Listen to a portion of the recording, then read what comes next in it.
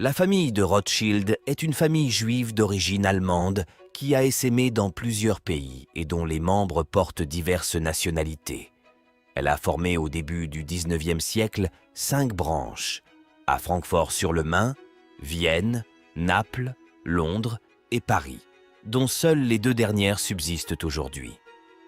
Les Rothschild se sont fait connaître depuis le XVIIIe siècle principalement dans les domaines de la banque et de la finance, mais ils ont développé aussi d'autres activités, en investissant notamment dans les industries minières et ferroviaires au XIXe siècle ou dans le vignoble bordelais au XXe siècle. Ils sont également célèbres pour leur philanthropie et leur mécénat. Ils sont, du fait de leur appartenance à la religion juive et de leur prospérité, la cible de nombreuses théories du complot. Le patronyme Rothschild fut adopté dans les années 1570 par leur ancêtre Isaac Elchanan, qui emprunta son nom de famille à la petite maison étroite qu'il occupait avec sa famille dans la Judengasse, ruelle des Juifs, de Francfort-sur-le-Main en Allemagne. Cette patronymisation est une pratique courante à cette époque dans la communauté juive dont les membres, faute de véritable état civil, font de leur adresse, du blason ou de l'enseigne qui décore leur demeure leur nom de famille. Le nom Zumroten Schild, c'est-à-dire en français à l'écu rouge ou encore à l'enseigne rouge, donne ainsi naissance à un nouveau patronyme, Rothschild.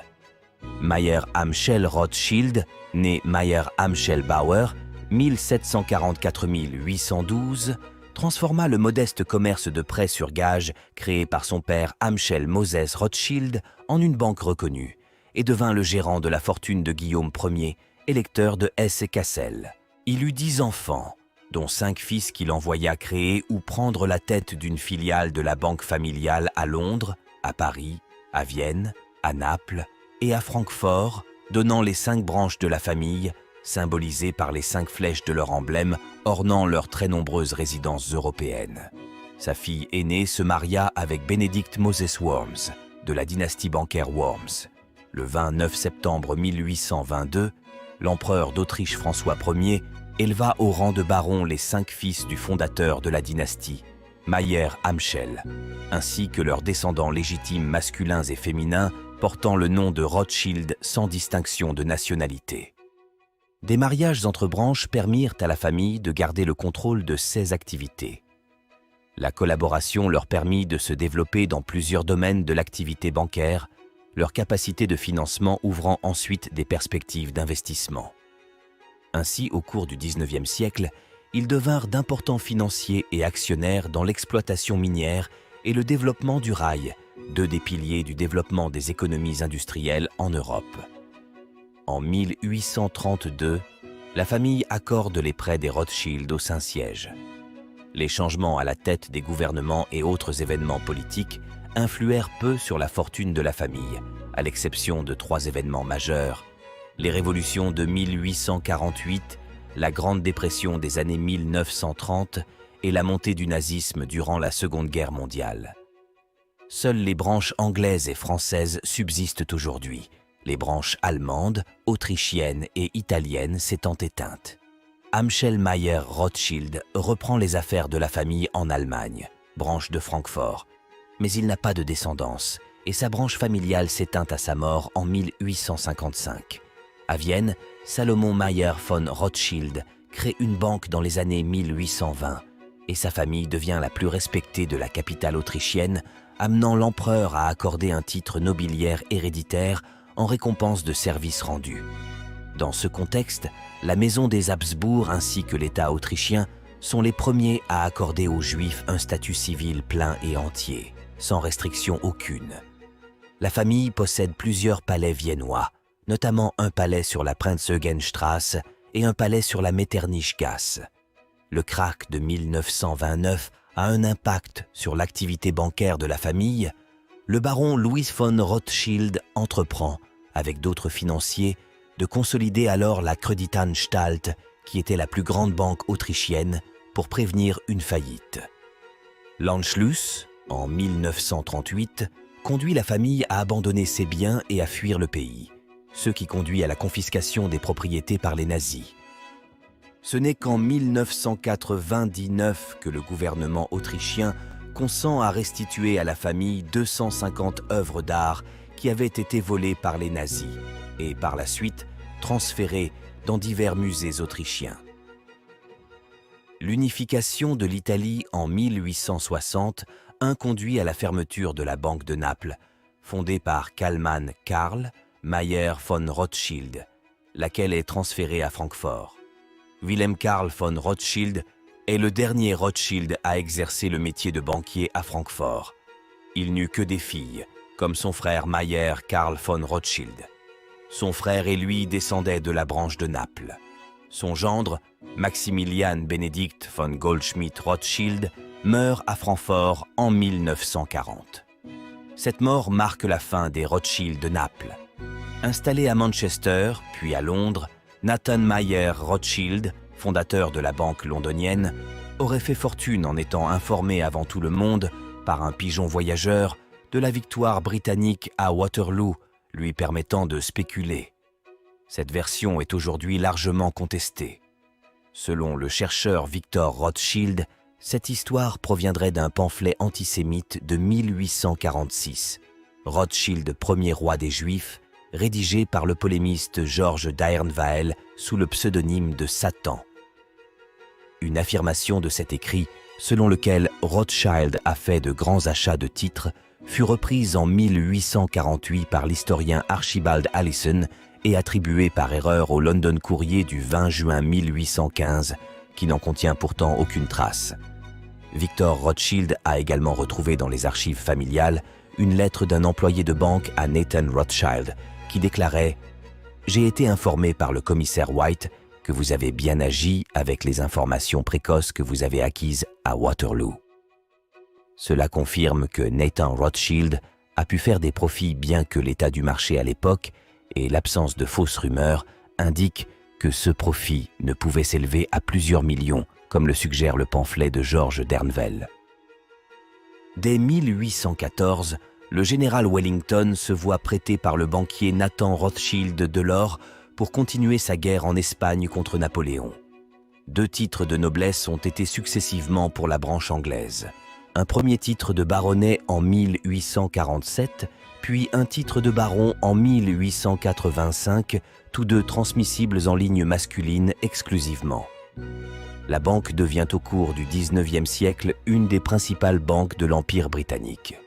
Lionel de Rothschild, le fils de Nathan, finance le gouvernement britannique pour sa prise de participation dans le canal de Suez, 4 millions de livres sterling, et se lance, comme la branche française, dans le développement du chemin de fer. Son fils Alfred de Rothschild est pendant 20 ans l'un des directeurs de la Banque d'Angleterre. La Rothschild Bank finance Cecil Rhodes dans le développement de la British South Africa Company et Léopold de Rothschild gère la compagnie après la mort de ce dernier. Avec la branche française Rothschild Frères, ils prennent le contrôle de la compagnie minière espagnole de cuivre Rio Tinto et deviennent les principaux actionnaires des mines de diamants de Beers d'Afrique du Sud. 2 des 3 fils de Léopold, Evelyn et Anthony, s'engagent dans l'armée anglaise dès 1914. Evelyn meurt en 1917 lors des combats contre les Turcs en Palestine. Anthony est blessé à la bataille de Gallipoli, dans les Dardanelles. D'autres membres de la famille deviennent des universitaires ou des scientifiques tels Walter Rothschild, zoologiste reconnu qui a laissé son nom à différentes espèces, girafe de Rothschild, Pétrogale rothschildi. Le 4e fils du fondateur de la branche, Nathaniel de Rothschild, né à Londres, déménage pour Paris en 1850 pour travailler avec son oncle James Mayer Rothschild, fondateur de la branche française. Il acquiert en 1853 le domaine de Bran-Mouton, un cru bordelais de Pauillac qu'il renomme Mouton Rothschild, qui est aujourd'hui un des crus les plus renommés au monde. 16 descendants, dont Philippine de Rothschild, sont quelquefois rattachés à la branche française. Elle est créée par James de Rothschild. Il installe la banque rue Laffitte à Paris. Grand collectionneur d'art, passionné de chevaux, de vin et philanthrope, il fait construire le château de Ferrières. Il est aussi cofondateur de la Compagnie des chemins de fer du Nord, sous le contrôle de la famille Rothschild jusqu'à son absorption par la SNCF. 6 descendants perpétuent la tradition et la renommée de la famille dans la banque, mais aussi dans les écuries de courses de chevaux, dans les vignobles. James acquiert en 1868 ce qui deviendra château, Laffitte Rothschild dans le Bordelais, après l'acquisition de domaines de moutons en 1853 par son neveu Nathaniel, des hôpitaux, des écoles et bien plus. Ils ont remporté dans les années 1880 la bataille boursière contre l'Union Générale au moment du développement de l'Union Générale sur la place de Paris, un mouvement de financiers ultra-catholiques. Les descendants de James de Rothschild soutiennent l'effort de guerre en 1870 contre la Prusse et certains membres combattent en 1914 et 1940 dans les rangs français. Guy de Rothschild reçoit ainsi la Croix de guerre. La famille doit également faire face à l'invasion allemande de la France et à la politique antisémite du Reich et à la collaboration. L'ensemble de ses biens sont confisqués par le régime de Vichy et l'occupant allemand, sa collection d'art est pillée. La banque est relancée à la Libération, mais est nationalisée en 1981 avec l'arrivée de la gauche au pouvoir. David de Rothschild, fils de Guy, alors âgé de 39 ans, décide de créer une nouvelle banque en France et, en 2003, prend la tête de NM Rothschild & AMP, Sons qui rassemble les activités des branches anglaises et françaises. En 1953, Edmond de Rothschild crée le groupe LCF Rothschild, dont son fils Benjamin de Rothschild prend la direction en 1997. Le groupe est présent dans de nombreux secteurs de la finance, du conseil patrimonial, de la gestion, du conseil et de l'assurance. D'après la liste des milliardaires du monde en 2015 publiée par Forbes, Benjamin de Rothschild était en 2015 le seul Rothschild encore présent parmi les 1741 milliardaires recensés, avec une fortune évaluée à 1,5 milliard de dollars, faisant de lui le 1250e homme le plus riche du monde. D'après Challenges, sa fortune cumulée à celle de sa famille le classait 21e plus grande fortune de France en 2016.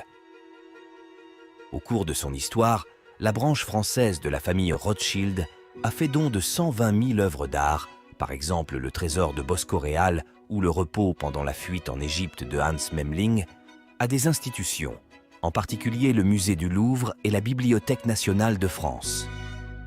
En 1847, Georges Dernevale est l'un des premiers à diffuser des théories du complot concernant l'enrichissement rapide des Rothschild dans un pamphlet antisémite titré « Histoire édifiante et curieuse de Rothschild Ier, roi des Juifs ». 16 théories et fausses informations sont encore largement diffusées au XXIe siècle et semblent avoir été exacerbées par la crise du Covid-19.